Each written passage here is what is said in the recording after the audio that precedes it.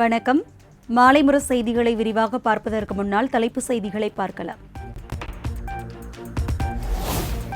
கள்ளக்குறிச்சியில் கள்ளச்சாராயம் குடித்ததாக கூறப்படும் விவகாரத்தில் பலி எண்ணிக்கை 13ஆக உயர்வு. 40க்கும் மேற்பட்டோருக்கு தீவிர சிகிச்சை.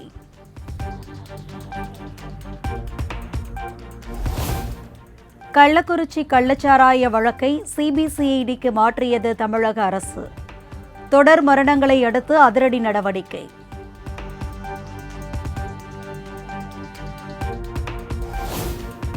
கள்ளக்குறிச்சி கள்ளச்சாராய விவகாரத்தில் மாவட்ட ஆட்சியர் ஷர்வன்குமார் ஜடாவாத் பணியிட மாற்றம்.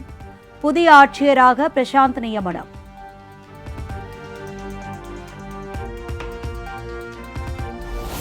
கள்ளக்குறிச்சி மாவட்ட காவல் கண்காணிப்பாளர் சமை சிங் மீனா தற்காலிக பணி நீக்கம்.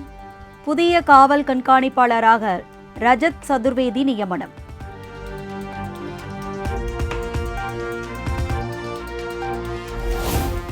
கள்ளக்குறிச்சியில் மதுவிலக்கு அமலாக்கப் பிரிவை கூண்டோடு மாற்றியது தமிழக அரசு.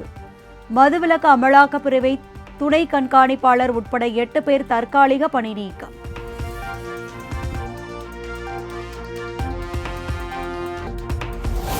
கள்ளச்சாராயம் குடித்து பலர் உயிரிழந்ததாக வெளியான செய்திகள் கவலை அளிப்பதாக எடப்பாடி பழனிசாமி எக்ஸ் தளத்தில் பதிவு. திமுக ஆட்சியில் கள்ளச்சாராயம் ஆராய் ஓடுவதாக சுட்டிக்காட்டியும் நடவடிக்கை எடுக்கவில்லை என கண்டனம்.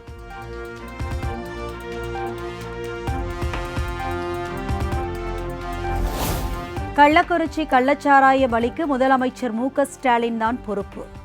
உயிரிழந்தோர் குடும்பங்களுக்கு தலா 10 லட்சம் ரூபாய் நிவாரணம் வழங்க பாமக நிறுவனர் ராமதாஸ் வலியுறுத்தல்.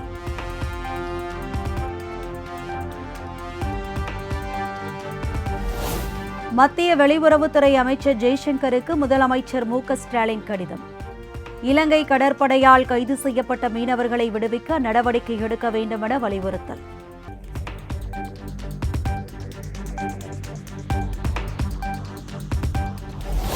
அதிமுகவில் அனைத்து சாதியினருக்கும் பதவிகள் வழங்கப்பட்டுள்ளதாக எடப்பாடி பழனிசாமி விளக்கம். அதிமுக சாதி கட்சியாக மாறிவிட்டதாக சசிகலா விமர்சித்திருந்த நிலையில் இபிஎஸ் பதில்.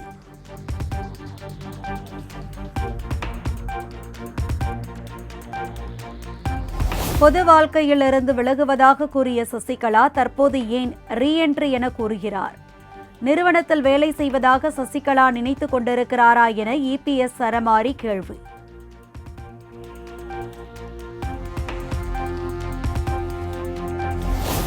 நீட் முறைகேடு குறித்து பாஜக மாநில தலைவர் அண்ணாமலை விளக்கம்.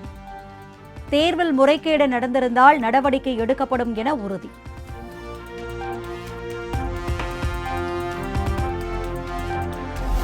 கள்ளச்சாராய மரணத்துக்கு பொறுப்பேற்று அமைச்சர் முத்துசாமி பதவி விலக வேண்டும் என அண்ணாமலை வலியுறுத்தல். திமுக ஆட்சியில் கள்ளச்சாராய விற்பனை மற்றும் மணல் கொள்ளை அதிகரித்து விட்டதாக சாடல்.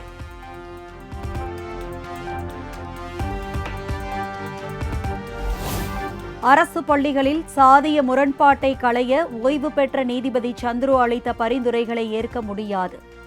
பாஜக மாநில தலைவர் அண்ணாமலை கருத்து.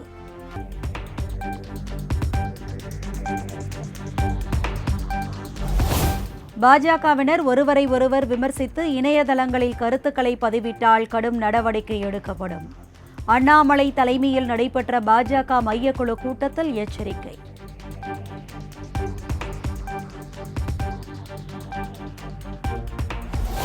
இரண்டாயிரத்து 26ஆம் ஆண்டு தேர்தலிலும் பாஜக தலைமையிலான கூட்டணி தொடரும் என ஓ பன்னீர்செல்வம் பேட்டி. சசிகலா வருகையால் ஏதாவது மாற்றம் ஏற்படுமா என்ற கேள்விக்கு அவரிடம்தான் கேட்க வேண்டும் என பதில்.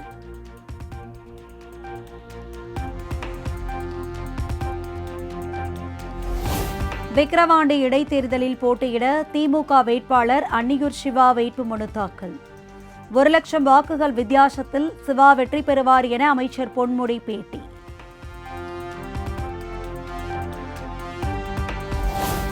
விக்கிரவாண்டி இடைத்தேர்தலில் போட்டியிடும் பாமக வேட்பாளர் சி அன்புமணி வேட்புமனு தாக்கல்.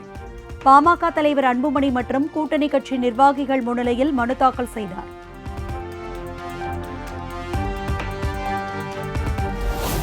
முன்னாள் அமைச்சர் செந்தில் பாலாஜியின் நீதிமன்ற காவல் 40வது முறையாக நீட்டிப்பு. சென்னை மாவட்ட முதன்மை அமர்வு நீதிமன்றம் உத்தரவு.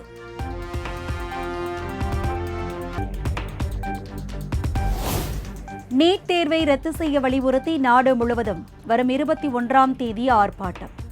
காங்கிரஸ் கட்சி அறிவிப்பு.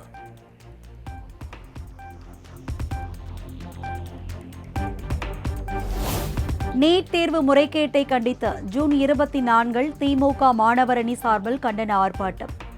சென்னை வள்ளுவர் கோட்டத்தில் கண்டன ஆர்ப்பாட்டம் நடைபெறும் என திமுக தலைமை அறிவிப்பு.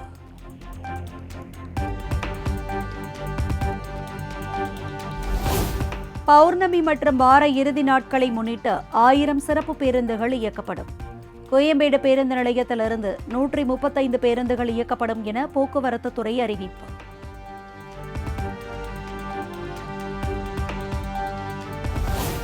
தமிழகத்தில் இயக்கப்பட்ட வெளிமாநில பதிவெண் கொண்ட 5 ஆம்னி பேருந்துகள் இதுவரை சிறைப்பிடிப்பு.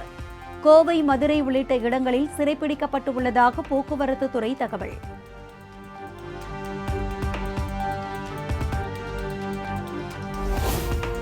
சென்னை பெருநகருக்கான சரக்கு போக்குவரத்து திட்டத்திற்காக 22 பேர் கொண்ட ஒருங்கிணைப்பு குழுவை அமைத்தது தமிழக அரசு. 6 மாதத்திற்குள் திட்ட அறிக்கை தயார் செய்து சமர்ப்பிக்க உத்தரவு.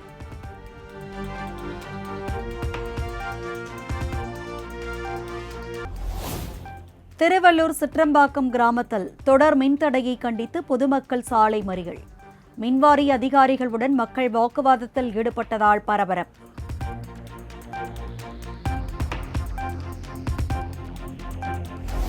மாஞ்சோலை தேயிலை தோட்ட தொழிலாளர்களை அப்புறப்படுத்த எந்த நடவடிக்கையும் எடுக்கக்கூடாது. தமிழ்நாடு அரசுக்கு உயர்நீதிமன்ற மதுரை கிளை உத்தரவு.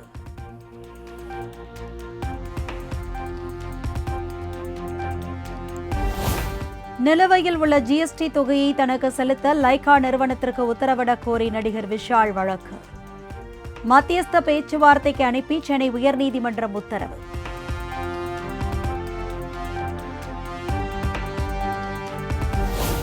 வரும் 22, 23 ஆகிய தேதிகளில் நீலகிரி மற்றும் கோயம்புத்தூர் மாவட்டங்களில் கன முதல் மிக கனமழைக்கு வாய்ப்பு. திருப்பூர், திண்டுக்கல், தேனி, ஈரோடு உள்ளிட்ட மாவட்டங்களில் கனமழை பெய்யக்கூடும் எனவும் தகவல்.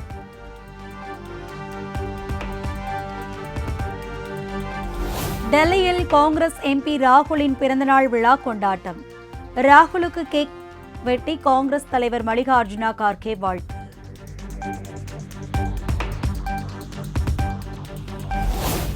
பிறந்தநாள் வாழ்த்து கூறிய மு.க. ஸ்டாலினுக்கு ராகுல் காந்தி நன்றி. இன்று இரவு ஸ்வீட் பாக்ஸ் வரும் என காத்திருப்பதாக எக்ஸ் தளத்தில் பதிவு.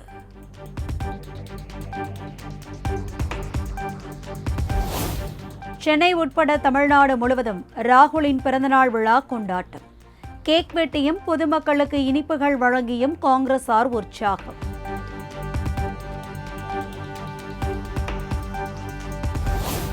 கல்வி அறிவை ஒருபோதும் அளிக்க முடியாது. பீகார் நாலந்தா பல்கலைக்கழகத்தின் புதிய வளாகத்தை திறந்து வைத்து பிரதமர் மோடி பேச்சு.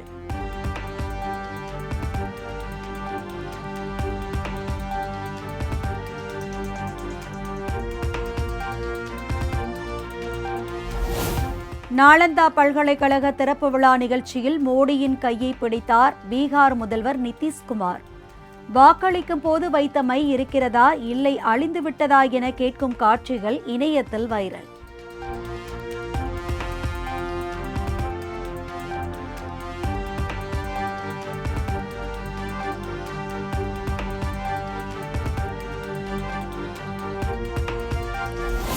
பழைய நாடாளுமன்ற வளாகத்திலிருந்து அகற்றப்பட்ட தலைவர்களின் சிலைகளை மீண்டும் அதே இடத்தில் நிறுவ வேண்டும். மக்களவை சபாநாயகர் மற்றும் மாநிலங்களவை தலைவருக்கு காங்கிரஸ் தலைவர் மல்லிகார்ஜுன கார்கே கடிதம்.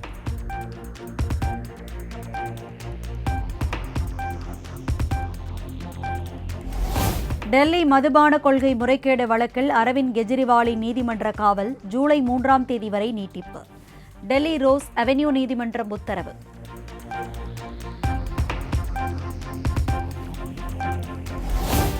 ₹1500 கோடி மதிப்பிலான வளர்ச்சி திட்டங்களை தொடங்கி வைக்க பிரதமர் மோடி ஜம்மு காஷ்மீர் பயணம். 21ஆம் தேதி சர்வதேச யோகா தின நிகழ்ச்சியில் பங்கேற்கிறார்.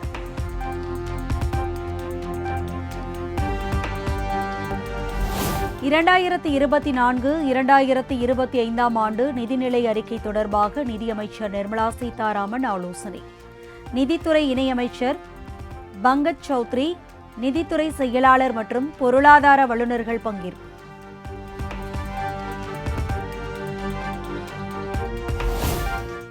டெல்லியில் வீசும் அதீத வெப்ப அலையால் மக்கள் கடும் அவதி. சாலைகளில் தண்ணீர் துளிகளை தெளித்து வெப்பத்தின் தாக்கத்தை குறைக்க நடவடிக்கை.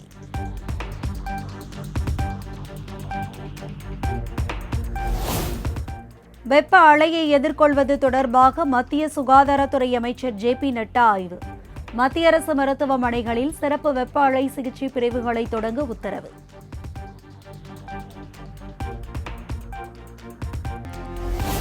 வெளியுறவுத்துறை அமைச்சர் ஜெய்சங்கர் நாளை இலங்கை பயணம். அண்டை நாடுகளை முதன்மை என்ற கொள்கையின் அடிப்படையில் பயணம்.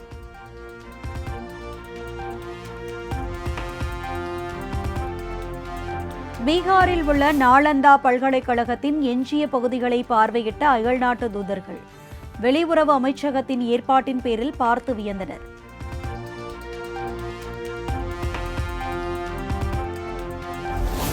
டெல்லியில் இருந்து தர்பங்காவிற்கு சென்ற ஸ்பைஸ் ஜெட் விமானத்தில் AC கோளாறால் தவித்த பயணிகள், பலருக்கு உடல்நிலை பாதிக்கப்பட்டதாக தகவல்.